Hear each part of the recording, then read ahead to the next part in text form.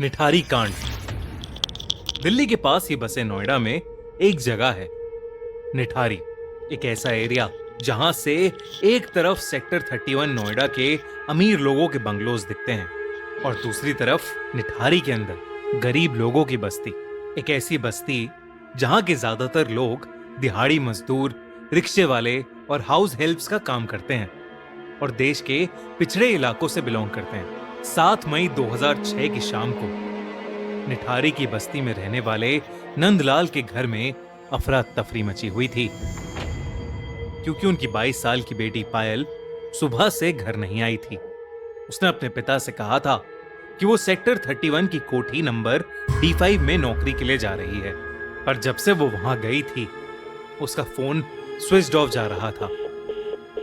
जब काफी देर तक वो घर नहीं आई तो उसके माता पिता बहुत डरने लगे, क्योंकि निठारी में पिछले 2 साल से कई छोटे बच्चे और जवान लोग गायब हो रहे थे।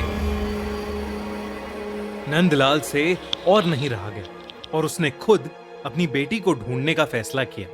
सबसे पहले उसने उस रिक्शे वाले को ढूंढा जिसने पायल को D5 तक छोड़ा था। वो रिक्शे वाला D5 का नाम सुनते ही भड़क गया और उसने बताया कि उसने पायल को वहां छोड़ा तो था, पर वो बिना पैसे दिए ही घर के अंदर चली गई। उसे लगा कि वो वापस आकर उसे पैसे देगी, मगर वो वापस आई ही नहीं। जब उसने घंटी बजाई तो उस घर का 36 साल का नौकर सुरिंदर कोली बाहर निकला और उसने कहा कि पायल वहां से चली गई है। जब रिक्शे वाले ने उसकी बात को झूठ कहा तो कोली ने एक ईंट उठाकर उसकी तरफ फेंकी और उसे वहां से भगा दिया। ये सुनकर नंदलाल का शक यकीन में बदल गया। नंदलाल को लग रहा था कि उसकी बेटी के गायब होने में कोठी नंबर D5 में रहने वाले लोगों का ही हाथ था। बिना देरी किए नंदलाल लोकल पुलिस स्टेशन चला गया, पर पुलिस वालों ने उसकी बात को टाल दिया, क्योंकि 2004 से निठारी में ऐसे कई केसेस उनके पास रोज आ रहे थे। नंदलाल बहुत रिक्वेस्ट करने लगा, पर पुलिस ने उसको वहां से ये कहकर भगा दिया कि पायल किसी लड़के के साथ भाग गई होगी। अगले दिन नंदलाल खुद D5 गया। घर के अंदर से घर का मालिक 52 इयर्स यानी 52 साल का मनिंदर सिंह पंडेर बाहर आया, जिसने पायल को पहचानने से ही मना कर दिया। नंदलाल और उसकी बीवी पूरी तरह से टूट चुके थे, क्योंकि कोई भी उनकी मदद नहीं कर रहा था।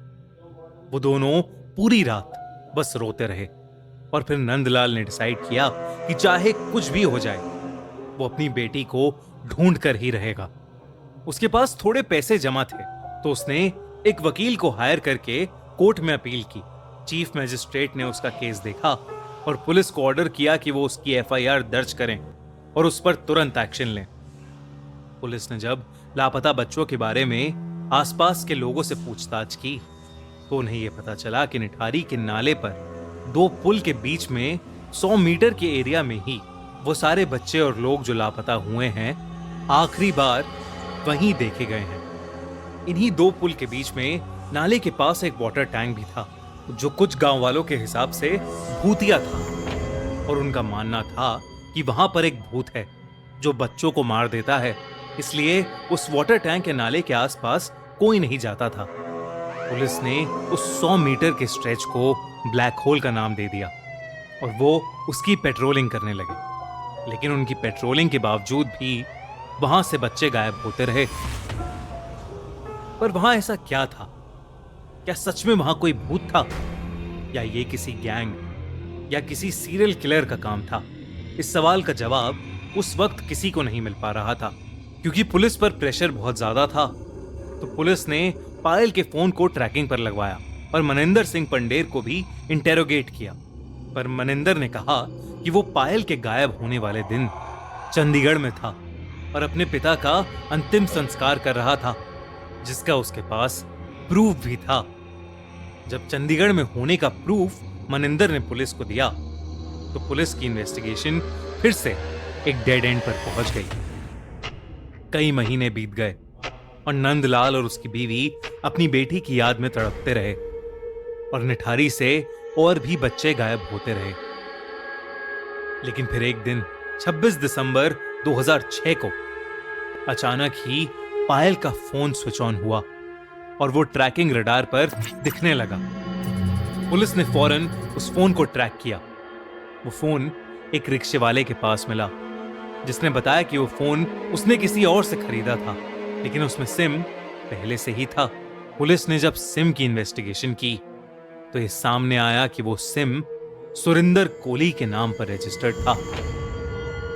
वही सुरिंदर कोहली जो मनिंदर सिंह पंडेर के घर पर काम करता था। 29 दिसंबर की रात को पुलिस ने सुरिंदर कोहली और मनिंदर सिंह पंडेर को उनके बंगले से अरेस्ट कर लिया। दोनों से पूछताछ करने के बाद पुलिस ऑफिसर्स शॉक में थे। वो तुरंत निठारी के पास बने उस नाले पर पहुंचे। जब वो उस नाले के अंदर घुसे तो उन्हें वहां जो मिला वो देखकर उनके रोंगटे खड़े हो गए। उस नाली में कई पॉलिथिन्स थीं, जिसमें छोटे बड़े ह्यूमन स्केलेटन्स यानी इंसानी कंकाल थे। एक लड़के का कटा हुआ सर, किसी के शरीर के टुकड़े और ढेर सारे बच्चों के कपड़े चप्पलें थीं, जो उन्हीं बच्चों की थीं जो लापता हुए थे। कुल मिला के उस नाले से 19 स्कल्स यानी 19 खोपड़ियां मिली। उन दोनों ने 19 लोगों का मर्डर किया था। पूछताछ में सुरिंदर कोहली ने पुलिस को बताया कि उसी ने पायल को मारा था। सुरिंदर ने पायल के ही दुपट्टे से उसका गला घोट दिया था और उसे मारने के बाद सुरिंदर ने लाश के कई टुकड़े किए और फिर वो उन्हें पकाकर खा गया। सुरिंदर ने यह भी बताया कि उसने ऐसा सभी छोटे बड़े बच्चों के साथ किया था। जब सुरिंदर पर ढेर सारे साइकोलॉजिकल टेस्ट हुए तो उसने ये भी कबूला कि उसके सपने में एक सफेद बालों वाली साड़ी पहनी हुई एक औरत आती थी, जो लोगों को मारने तक उसके साथ ही रहती थी। जब मनिंदर सिंह पंडेर से इन सब के बारे में पूछा गया तो उसने ये कहा कि वो आधे से ज्यादा टाइम घर के बाहर रहता था और उसे इन सब के बारे में कुछ नहीं पता था। पर सुरिंदर का एक कहना था कि वो पंडेर के कहने पर ही बच्चों और लड़कियों को टॉफी और नौकरी का लालच देकर घर के अंदर लाता था, जिसके बाद पंडेर उनका फायदा उठाता था और सुरिंदर उनको मारकर उनकी डेड बॉडी को टुकड़ों में काटकर उन्हें पका के खाता था। यह केस इतना भयानक था कि फौरन सीबीआई को ट्रांसफर किया गया। जब सीबीआई ने इन्वेस्टिगेट किया तो उन्हें और भी कई बातें पता चली। दोनों पर कई सारे केसेस चले और कई सालों तक चले, जिनके बाद उन दोनों को डेथ पेनल्टी यानी मौत की सजा सुनाई गई। पंडेर के परिवार वालों का अब भी यह कहना है कि वो इनोसेंट है, पर निठारी का कोई भी इंसान ये मानने को तैयार नहीं है कि एक इंसान के घर में इतना कुछ हो गया और उसे इस चीज का कोई अंदाजा भी नहीं था। आज तक निठारी में इस क्राइम का खौफ फैला हुआ है, मगर एक चीज अभी भी क्लियर नहीं हो पाई, इस क्राइम का मोटिव।